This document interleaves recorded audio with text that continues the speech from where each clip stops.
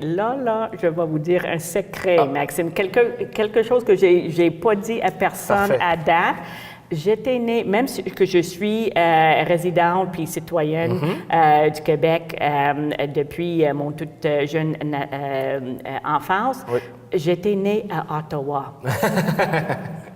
C'est vrai, parce que mon père, à l'époque, dans les années 50, il était directeur des écoles dans la région du Gatineau. Mes frères étaient déjà au monde et le moment de mon arrivée, apparemment, ma mère a dit « Là, on s'en va à l'hôpital » et c'était à Ottawa. Donc, moi, j'étais la seule parmi mes 8 frères et sœurs qui étaient nés, 8 frères et sœurs qui étaient nés à Ottawa. Tous les autres étaient nés ici à Montréal. Et c'est toujours quelque chose que j'ai gardé comme en privé, en confidentialité, mais on dirait que, comment on dit ça, là, que quand même l'univers là, avait des projets pour moi parce que ils m'ont envoyé à Ottawa, éventuellement. Un retour aux sources. Oui, exactement.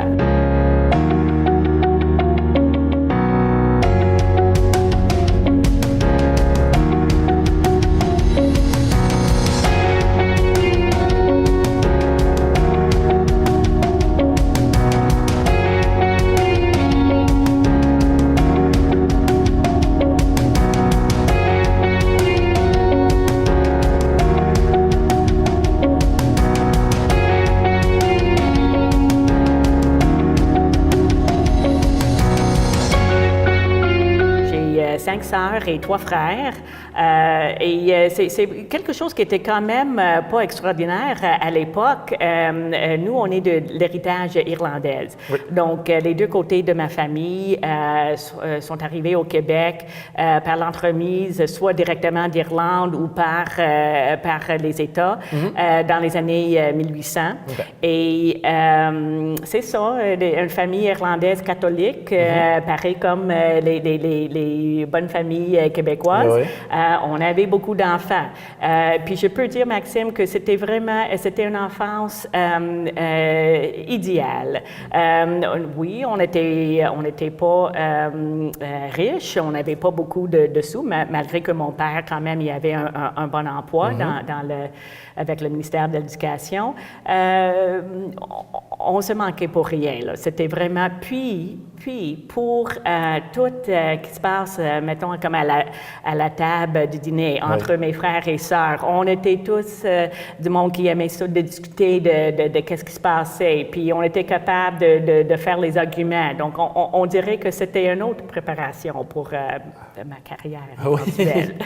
En tant qu'aîné, j'imagine que vous avez été appelé à faire la nounou, vous occuper de vos frères et sœurs plus jeunes à plusieurs reprises. Là, je devrais partager un autre petit secret. Je n'étais pas tout à fait la sœur aînée idéale.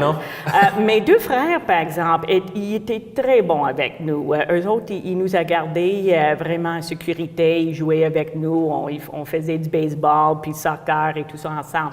Mais quand c'était le temps, j'avais des jumeaux après moi, puis là, mes petites sœurs, en fait, c'était la petite dernière que quand elle est arrivée, ma mère m'avait dit, j'avais 10 ans, 11 ans à l'époque, elle dit, ben là, Brenda, là, c'est à toi de s'occuper de ta petite sœur Sheila. Puis là, je regardais, là, c'est moins intéressant, là, je préfère là, de faire mes projets scolaires. C'était ma sœur qui avait 5 ans, qui s'occupait de la plus petite. De la plus petite. Puis, comme c'était quelqu'un extraordinaire, puis aujourd'hui, elle est mère de 3 enfants, puis en tout cas, grand-maman et tout ça, on voit que dans une grande famille, il y a quand même l'espace aussi pour chaque personne de réaliser le propre potentiel. Puis c'est ça que j'ai toujours aimé de mes parents. Surtout ma mère, elle était, parce qu'elle avait rien contre moi. Elle dit, OK, je vois que toi, tu t'aimes moins ça, mais Jacqueline, elle fait très bien la job. Ma sœur Sheila, par exemple, peut-être, elle est comme moins proche de... Non, c'est une enseignante aujourd'hui, en fait, ici à Châteauguay. Et elle est très connue. Elle est devenue quelqu'un aussi très professionnel. Et disons que On était comme ça. On était une famille où c'était l'autonomie était très importante. Oui, de travailler ensemble, puis de faire des choses ensemble, mais on était vraiment encouragés de chacun, fille ou garçon, peu importe notre âge, peu importe notre niveau de scolarité, parce qu'en fait, tout le monde a choisi des professions différentes, mais d'aller quand même aller chercher le mieux de nous-mêmes. Est-ce que c'était fréquent de parler politique chez vous quand vous étiez plus jeune, autour de la table? Est-ce que ça revenait dans les discussions? C'est ça. Peut-être pas autant parmi les enfants. Nous, c'était plus qu'est-ce qui se passait à l'école. Puis la justice, là, on était très... on défendait nos points. Mais mon père, par exemple, lui, comme il travaillait pour le ministère de l'Éducation, il était directeur général de la commission scolaire à Mille-Îles. Donc, lui, dans les années 60, lui, il a participé dans toute cette évolution du système scolaire. Oui, là, oui, on vient de remarquer le décès de Paul Gérard. oui, exactement. Et puis, mon père était quelqu'un quand même assez unique aussi, dans le sens que James Patrick Shanahan, tu peux pas être plus anglophone que ça, mais sa mère à lui a eu l'idée d'envoyer ses enfants au cours classique. Okay. Donc, on parle des années 30, 40, là, à l'époque, c'était pas évident. Mais mon père a eu beaucoup de succès. Donc, son français, il était séparé, là, quand on disait comme bilingue, comme Pierre Elliott Trudeau, là. Il était bilingue comme ça. Et comme ça, il était capable de travailler aussi bien du côté francophone que anglophone. Ouais. Et lui, il était vraiment... Il admirait beaucoup, c'est sûr, Pierre Elliott Trudeau, aussi Claude Ryan. Ryan, d'ailleurs, un nom irlandais. Donc, tu vois où je m'en vais dans tout ça. C'était vraiment... mon père parlait toujours de cette... comment je peux dire, complicité ou cette intégration là, qu'on avait entre les Irlandais et les Québécois. Et pour tout le monde qui connaît notre histoire ensemble, soit des patriotes ou dans la politique, on sait que on avait cette collaboration ensemble. Et vous, donc, votre père était très bilingue. Le français, vous l'avez appris assez jeune. L'avez-vous pratiqué régulièrement à l'école? Oui, on a eu une certaine éducation en français, mais je dois avouer que c'est toujours un défi. N'importe qui essaie d'apprendre une deuxième langue, c'est quand tu as 8 frères et sœurs, là, que puis ce sont des arguments, là, c'est plus en anglais, ben, c'est dans ta langue maternelle. Donc, c'est sûr qu'à un moment donné, c'était des années 70, beaucoup de choses qui se passaient. Je m'en souviens, mon frère s'est marié avec une Québécoise, justement, puis c'est elle qui m'a mené sur la montagne à Montréal pour en 76, en tout cas, Robert Charlebois, puis oh my gosh, c'était quelque chose, I'm a frog, you're a frog. Anyway, très intéressant, puis moi, j'ai fait la décision à cette époque-là, non, je dois améliorer mon français. J'ai pas eu la chance, parce qu'on était quand même dans les écoles plus anglophones. Mais les écoles à l'époque, comme un polyvalente comme où j'étais à Rosemère, on avait autant des francophones que d'anglophones dans l'école. Donc, c'était mélangé, mais c'était pas idéal là, pour vraiment avoir le plus haut degré là, de bilingue, de français, exactement. Donc, j'ai décidé d'aller poursuivre des études en histoire du Québec à l'Université du Québec à Chicoutimi. OK. Pourquoi Chicoutimi? Pourquoi Chicoutimi? Parce que tu peux pas être plus dans le royaume de Saguenay. Les Anglais sont rares. Il y en a en Arvida, nous autres on appelle ça Arvida. En Arvida, il y en avait, mais moi j'étais à Chicoutimi, j'étais à l'université. On était 3 ou 4 justement Canadiens anglais qui qui faisait des études. Ça faisait partie du programme moniteur de la langue seconde. Donc, c'était un programme d'échange que M. Trudeau a commencé à l'époque. Et donc, mes collègues anglophones étaient de Terre-Neuve, étaient de l'Ontario, de la Colombie-Britannique. Mais on était tous là pour une raison, c'était pour apprendre le français. Donc, on a tous pris notre propre chemin. Et pour moi, c'était dans le département d'histoire. Et j'ai eu la chance d'étudier avec des professeurs incroyables. J'ai jamais eu comme professeur M. Gérald Bouchard, mais quand même, lui était comme le doyen à l'époque déjà. Donc, tout son travail dans la démographie, tout ce travail là, de comment les gens, d'autrefois, vivaient à tous les jours. C'était là vraiment un travail qui était une première là, dans le monde d'historique. Donc, j'ai eu la chance d'étudier dans ce département. Et en même temps, comme on n'est pas juste là pour étudier, oui, j'ai fait j'avais quelques activités sur le côté. Moi, j'ai aucun don pour la musique. Mon père était un pianiste extraordinaire, ma mère, elle chante, mais j'avais pas le don, mais on avait tous eu l'instruction. Et moi, j'ai joué de la trompette à l'époque. Donc, je me suis jointe à un groupe de musique folklorique.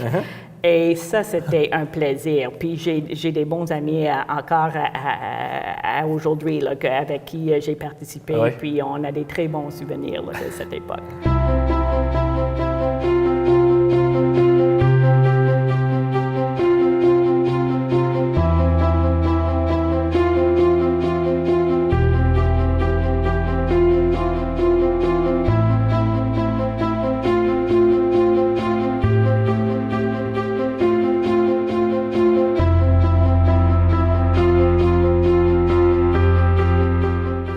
L'école, on l'aime beaucoup. Puis pour moi, c'était toujours, quand même, j'ai trouvé ça important de travailler. Donc, quand je suis revenue à Montréal, c'était la récession, excusez-moi, dans les années 80. Mais quand même, j'ai trouvé du travail comme auxiliaire familial. À l'époque, les CLSC étaient à peine de commencer.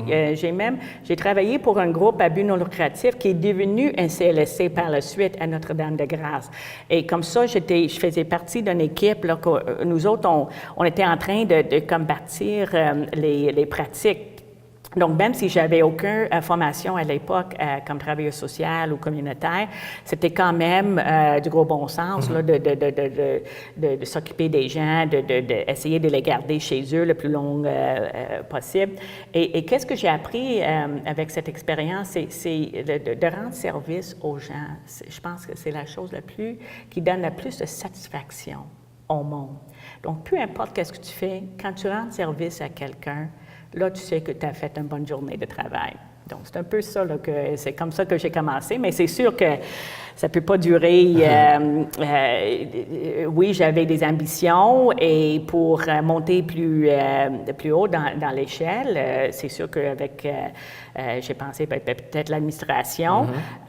J'ai eu le conseil d'aller poursuivre des études, une maîtrise en administration. Pas public, mais en affaires. Comme je suis devenue un mère célibataire, j'ai dit, oui, mais c'est peut-être vrai là, que ça va ouvrir encore des pistes de carrière là, pour moi. Une chose que je peux dire, là, que quand j'étais toute seule, la vie était belle, là, j'ai eu toute la liberté, mais quand j'ai eu ma fille, oh my gosh, là, on te met au travail et j'ai été capable, j'ai refait toutes mes maths, parce que c'était pas très bon, là, pour d'autres raisons. Mais en tout cas, je les ai refaits. Et je m'en souviens toujours, ma fille, elle était très bonne pour... elle prenait son sieste l'après-midi pour 2 heures. Entre 1 heure et 3 heures, là, elle s'est couchée comme ça. Elle disait, OK, good, je peux faire mes devoirs. Puis là, je suis rendue assez vite Oui. dans ça. Puis, apparemment, ça m'a bien servi quand c'était le temps pour faire des examens et tout ça. Là, j'ai toujours fini en première, puis j'avais le temps de réviser mes travaux. Donc, non, pour moi, j'ai eu la chance, puis je sais, parce que je sais que c'est pas la même chose pour tout le monde, mais pour moi, puis pour mes frères et sœurs, d'ailleurs, là, c'est de l'éducation, mais on était élevés là, comme ça, donc c'était vraiment un plaisir. Dites-moi, comment on passe justement d'une carrière, vous avez fait plusieurs choses, vous avez été dans la finance aussi, vous avez travaillé dans les médias, et là, on se lance en politique. Cette transition-là, comment elle s'est faite? Oui, bien, merci pour la question, Maxime, parce qu'on voit que c'est pas évident, hein, parce que là, c'est sûr que à l'époque là, que j'avais terminé mes études, la maîtrise en administration, c'était les banques là, qui étaient les employeurs qui engageaient du monde. Et comme j'avais ma fille, c'est une bonne idée là que quand même si c'était jamais dans mes projets. J'ai accepté de travailler pour la Banque TD et c'est la meilleure chose que j'ai faite dans le sens que c'était un entraînement. C'était comme entrer dans l'armée. Ah oui. OK? C'est comme ça que je raconte ça aux gens. C'est comme entrer dans l'armée. Tu n'aimes pas ça nécessairement, mais là, tu apprends un paquet de choses qui vont te servir plus tard. Donc, justement, d'être encore plus organisé dans les finances, même dans la méthode de travail. Travailler en équipe. Quand j'ai eu ma promotion là, et j'avais même une limite là, pour autoriser des prêts, comment faire le jugement devant les clients? Est-ce que ça va être un bon client? Est-ce qu'il y a la capacité? Est-ce que les actifs qui viennent à la table, est-ce que ça va couvrir le prêt si jamais ça va mal? Et j'ai eu, encore une fois, j'ai eu la chance là, d'être entourée des gens incroyables comme Madame Jacqueline Bastien, qui était la première femme directrice pour des comptes et des prêts commerciaux au Québec. Ah oui. Et à la Banque TD, mais peut-être pour toutes les autres banques aussi, parce que encore, on était dans les années 80, c'était pas évident. OK? Une femme, parce que dans les banques, oui, il y avait des femmes. 90% étaient des caissières puis des commis. Mais de vraiment être devant le client puis d'avoir beaucoup de responsabilités pour un portefeuille, là, des millions de dollars, là, ça, c'était une autre affaire. Mais Mme Bastien, c'était un natif de Chicoutimi, donc c'est sûr qu'on s'est mis ensemble là, tout de suite. Puis elle était très bonne pour moi. Puis elle a toujours dit, Maxime, elle dit, faut regarder ton client dans les yeux là, pour voir là, si c'est quelqu'un fiable ou non. Oui. Donc, j'ai toujours suivi cette leçon. Et c'est ça, j'ai continué. À ce moment-là, je me suis mariée et mon mari et moi, on a eu des jumeaux, 2 garçons. Donc là, c'est toute la vie. Là, ma fille, elle suivait ses études. Elle était rendue à l'école secondaire. Là, on avait des garçons. Tu peux imaginer, là, c'était quoi. Même à ça, c'est sûr que j'ai souvent appelé ma mère. « Maman, comment t'as fait là, avec toutes nous autres? » Là? Elle dit, « Brenda, ça va passer. Ils vont grandir, ça va passer. » Puis c'est vrai, c'est vrai, parce qu'en dedans de 20 ans, tout le monde a grandi, puis ils sont partis de la maison. Et c'est là que j'ai décidé de me remettre un peu. Pas parce que j'aimais pas les finances, mais j'ai vu, Maxime, qu'il y avait un besoin. Les clients avec qui je faisais affaire, je voyais qu'il y avait le côté humain qui n'était pas comme bancaire. Là. Je ne pouvais pas rentrer dans... Tu sais, je vois que ça va mal là, dans ton couple. C'est ça. Mais ça affecte les finances. Là. C'est sûr que entrepreneur ou dans ta vie personnelle, Donc, j'avais l'idée de retourner aux études encore pour devenir un travailleur social, un planificateur financier, oui, puis aussi un travailleur social pour justement comprendre beaucoup plus là, comment les gens, comment aider les gens à mieux faire avec leur argent. Oui. Et là, j'ai découvert tout un monde. Et c'est vrai que je n'étais pas la seule. Là. En même temps, il y avait du monde comme Thaler, le professeur Thaler, c'est lui qui travaille beaucoup avec comment pousser les gens gentiment. Il a écrit un livre, ça s'appelle Nudge. Donc, Nudge, c'est comment pousser les gens d'une façon gentiment de faire des bonnes choses. Parce que nous, comme êtres humains, on a tendance de ne pas faire des bonnes décisions. Ouais. On a tout, qu'est-ce qui se passe dans notre tête, là, c'est pas nécessairement toujours la meilleure chose à faire. Et donc, j'étais fascinée par ça. Donc là, je commence, puis j'ai commencé à faire des émissions, c'est ça, des chroniques à la Gazette de Montréal, des émissions de radio, même un peu le vidéo, là, avec les médias sociaux, là, c'est devenu les sites web aussi. Donc, tout pour essayer de rejoindre le plus de monde possible, juste pour aider les gens à comprendre les besoins contre les désirs et comment faire l'équilibre entre les deux et de éliminer tout qui est comme le jugement, la culpabilité. Il ne faut pas faire ça. Les chiffres, c'est juste les chiffres. C'est juste l'argent, c'est juste l'argent. Il n'y a personne qui meurt à cause de l'argent. Mais on se donne toutes sortes de comment je peux dire, là, on met toutes sortes on porte du bagage.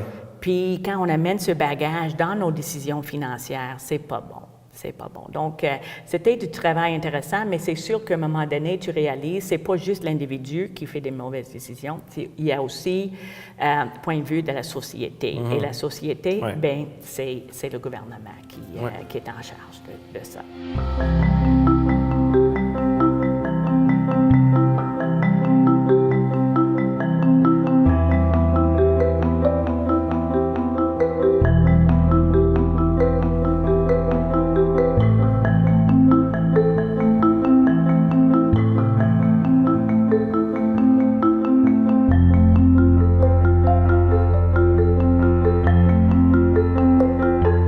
On s'approche de 2015 un peu là, dans notre échelle du temps.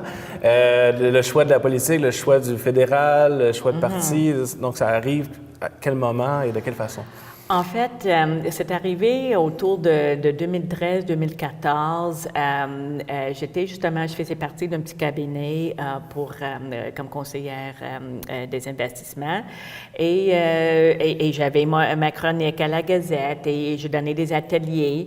Mais comme j'ai dit tantôt, il y a quelque chose qui m'appelait. Je disais, bien là, est-ce que c'est parce qu'on a besoin de plus de législation pour la protection aux consommateurs? Est-ce qu'il y a une politique sociale qu'on peut introduire? Donc, c'était des questions qui m'intéressaient beaucoup à l'époque.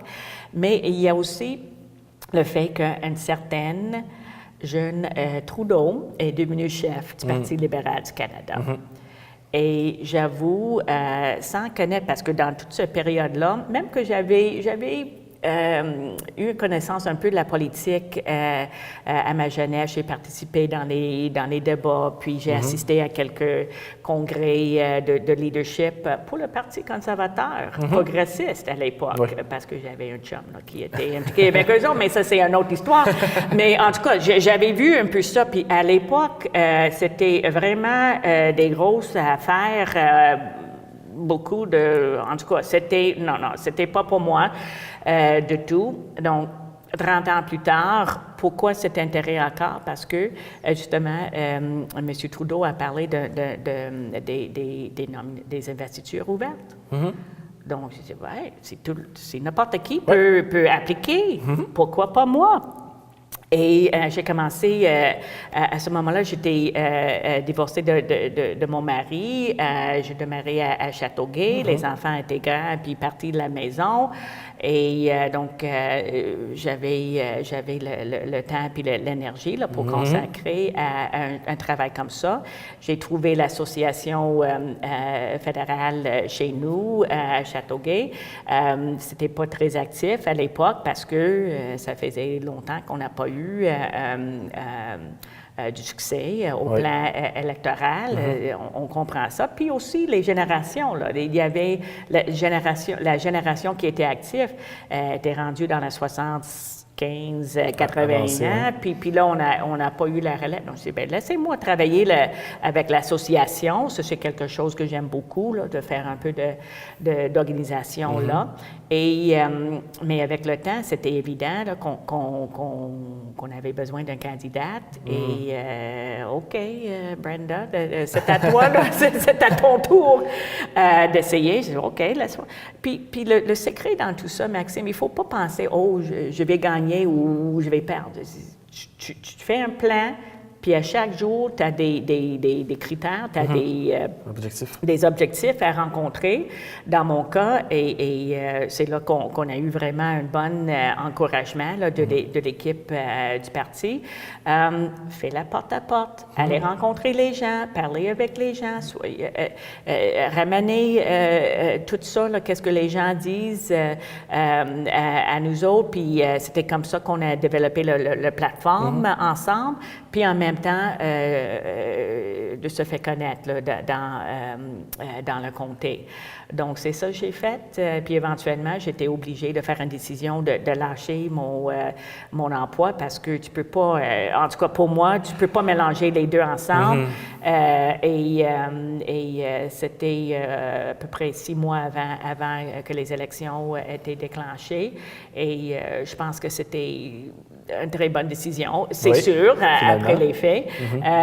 C'est sûr que j'ai fait la bonne décision, mais aussi le fait de vraiment de me concentrer sur ce défi. Et c'est ça, justement, la campagne comme telle. On était prêtes, même si les conservateurs ont déclenché les élections c'est ça, rapidement, un mois avant. Puis en tout cas, apparemment, il y a toute une stratégie en arrière tout ça. Pour moi, c'était loin de moi. Là. Moi, j'ai dit, OK, on y va, on est prêt, puis on se lançait au travail.